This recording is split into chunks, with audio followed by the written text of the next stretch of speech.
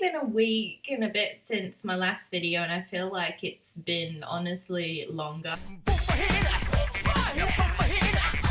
Hey guys, it's Lita. I hope you're all amazing, and if you are not, I hope my video puts a smile on your beautiful faces and makes you laugh.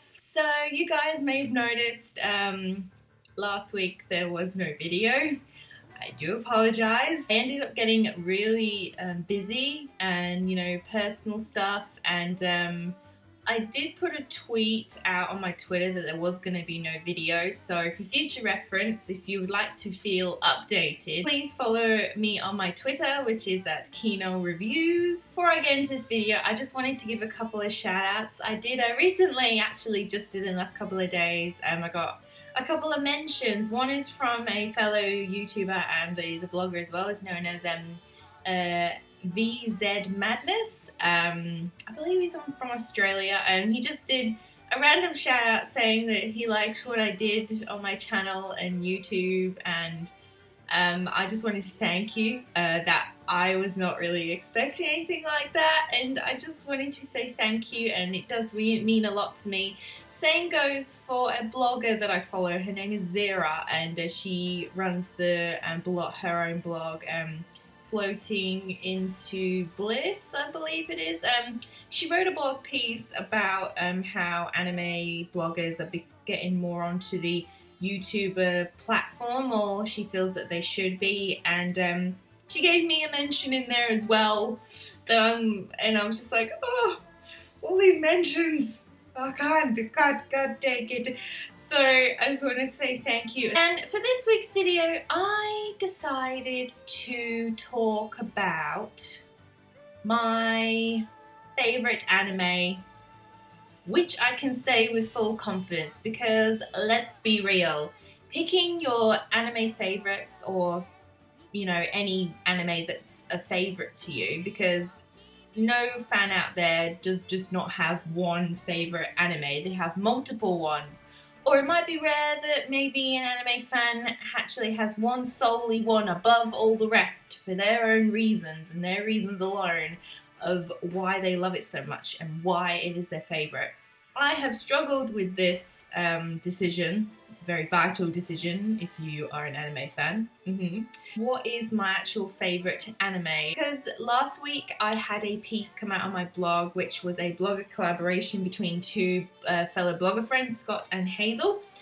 And we did a piece on, I basically interviewed them, asking them questions about a series that they ended up, it was kind of deja vu, they ended up watching at the same time, and funnily enough, it is was one of my favorite animes. But after asking them the questions and then reading their answers, it just made me realize that this is my favorite anime, like, of all time, above the rest. It's not even an anime I would consider a 10 out of 10. I know it's not a 10 out of 10 because there are things about the show that I'm still like aching over even after all these years. And that show I will be discussing today is The Vision of Escaflowne. Escaflowne, Escaflowne. If anybody's watched that show, you know when there's about serious stuff that's about to happen that comes in. Escaflowne. The Vision of Escaflowne was made back in 1996. It was produced by Sunrise. Vision of Escaflowne is a romance, fantasy, mecha show, we'll say, genre.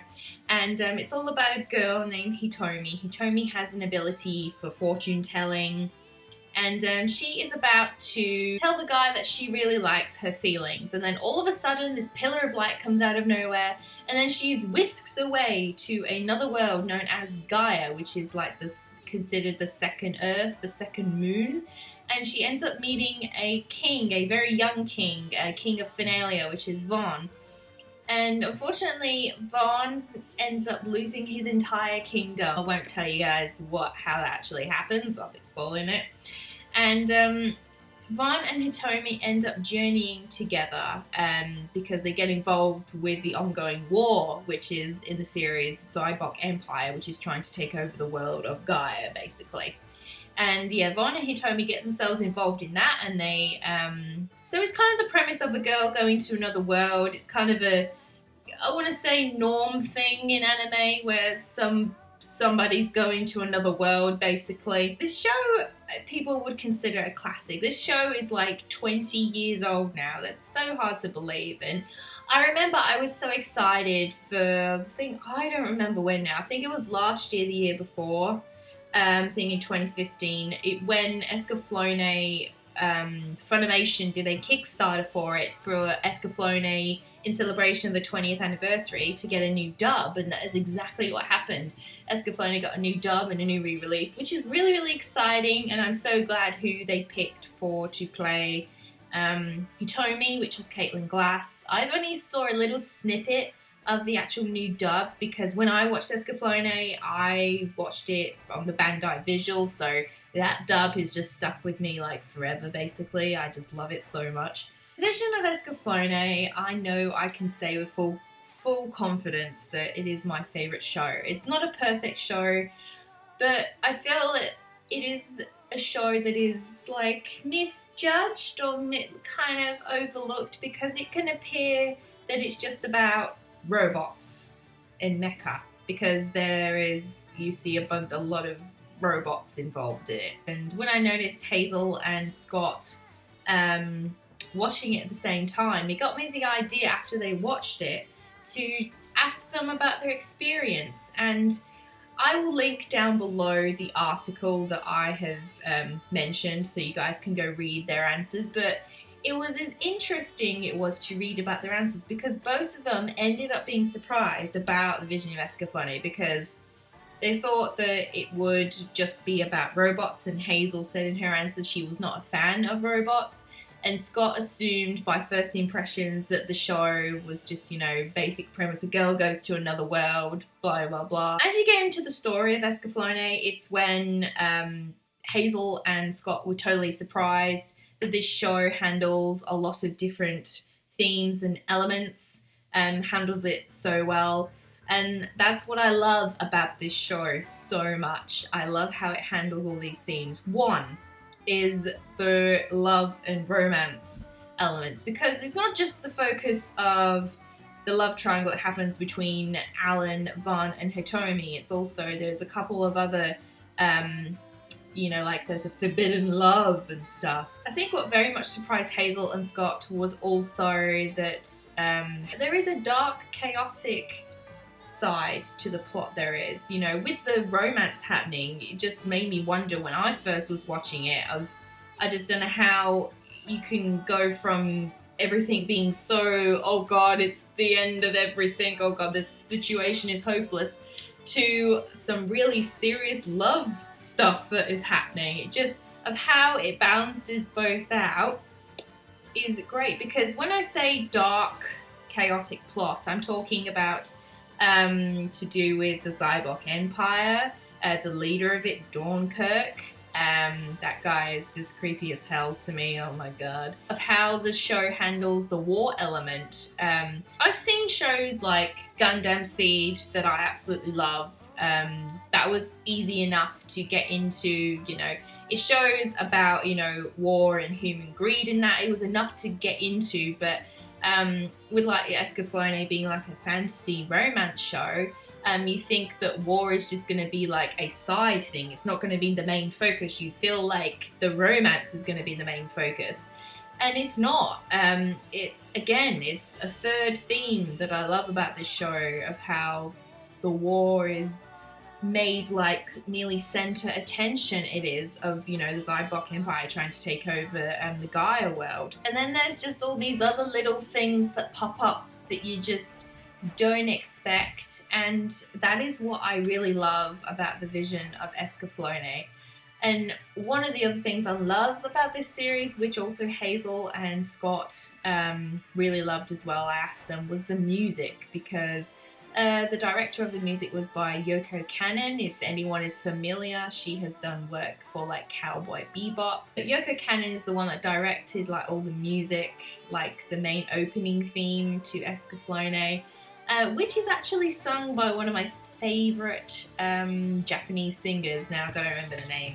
I even wrote it down because I'll say it wrong. It's Maya Sakamoto, and funnily enough, fun fact, this was when she sang the opening to Escaflowne. It was actually her debut, her singing debut. This was like her big debut. Music is such a treat for this show, especially if it's by Yoko Kannon. Honestly, back in the day, I would never have paid attention to like directors, people behind the music. I was never really that into side of anime, wanting to find out or research more about it. But now, my mindset is completely different, because I'll tell you, one of my favorite pieces from the original soundtrack is The Flying Dragon. And it's a scene where Von and Hitomi on the back of Von's dragon. Not going to spoil anything. War going on down below, and just how the music comes and plays in. It just seems like this really dark, chaotic scene. The music really focuses on Von and Hitomi in the sky. You know, it's supposed to be a happy moment. And again, I honestly listen to the soundtrack while I'm actually writing any articles or anything, because it is so soothing.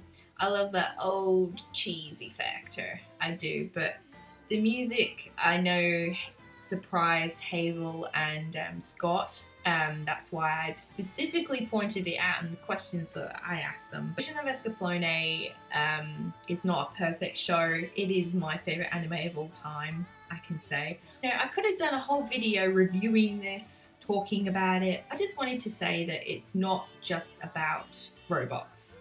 It is not. And I'll tell you right now, my fellow YouTuber friend Gigi from Anime Palooza, she hates mecha shows, she hates robots, she will not watch any show with it in, she finds them boring.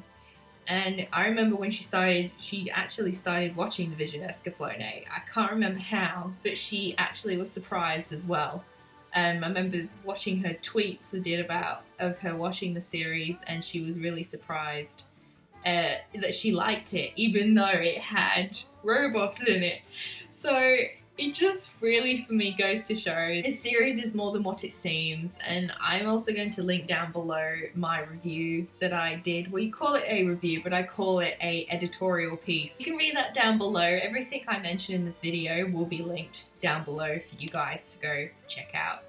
Feel free to. Clone is not a perfect anime. I wouldn't give it a 10 out of 10. Well, okay, I probably would, but I know in terms of like the story and everything, there's certain things I'm not like happy with, especially the ending. Oh god. Honestly, I'll tell you a fun fact. This series was actually meant to be 39 episodes long, but I think due to budgeting and somebody else took over the project as well, which was, oh god, I gotta read it off here, Yasuhiro Imagawa, if I said that right. He's the one that came in and did the 26 episodes of Escaflowne. I feel like if it had been 39, maybe the ending to Escaflowne would have felt more satisfying. But again, I know Hazel and Scott actually said the same thing. I hope you guys enjoy this video, and please comment down below anything about I've mentioned in this video. If you have seen the vision of Escaflowne, like, what did you think about it? Do you feel that it's more than a mecha show, which I totally do, and we could discuss about that for like a billion hours. Please just let me know your thoughts down below, and honestly, I'm just glad that I got to talk about this show. I've wanted to talk about this show for a long time, but I could go into so much more detail about it. But honestly, I feel like it's best in this case to just keep it brief. I felt it was, and it was great that I got to do the collaboration vlog thing with Hazel and Scott. As always, guys, don't forget to subscribe for more craziness. And if you want to keep up with my anime antics, you can follow me on my blog, Alita Kine Anime Corner. And you can follow me on Twitter at Kino Reviews, where I am all the time. And I'll see you guys next week with a brand new video. Bye!